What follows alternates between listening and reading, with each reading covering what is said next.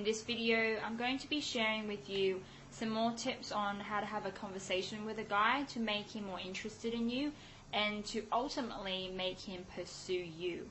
So the first thing I've noticed is that men and women have very different conversation styles. When a woman goes into a conversation with a man, she's probably thinking, is this guy right for me in the long term? So she has a list of criteria that she feels he needs to meet for her to be interested in him. So oftentimes what she'll end up doing is bombarding him with a lot of questions because she wants to know, get to the point of it, like, is he right for me?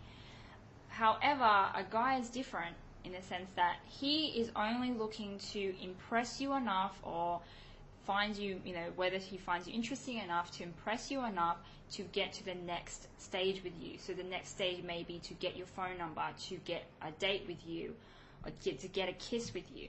So that's all he's kind of worried about. Sure, in the back of his head, he might also be thinking, yes, she could possibly be the one, but that's not at the forefront of what he's going to be worrying about. He just wants to see if he can get to the next stage. So obviously these two styles clash with each other.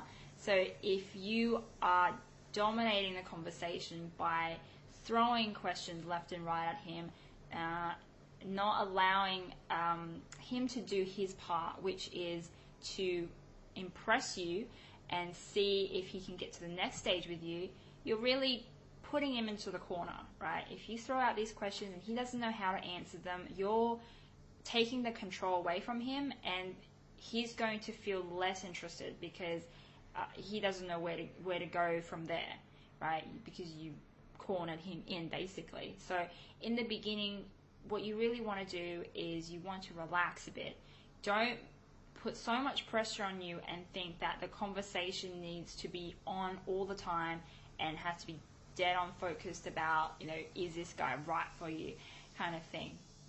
So the first thing is welcome pauses in a conversation. So don't stress that, if there's any pauses in the conversation, there's something wrong in, between the two of you. Like, it has to go perfectly.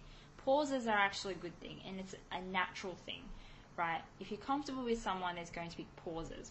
What's not natural is someone who constantly talks on and on, or, there's no breaks at all in the conversation.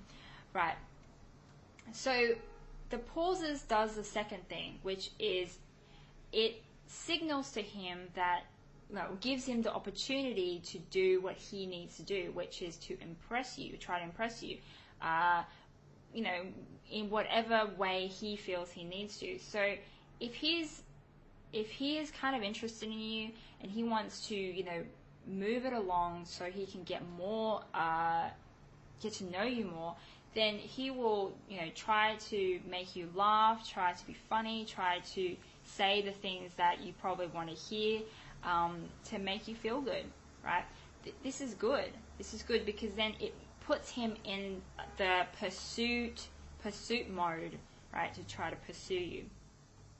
Now, the second tip is if you know a guy is interested in you and you are also interested in him, this is where you also need to learn a bit of self-control, because if you start thinking, okay, great, he's really into me and I'm also really into him, that means we can, move the relationship along really quick. We can, you start texting him all the time, flirting with him all the time, setting up dates, basically making it very easy for him.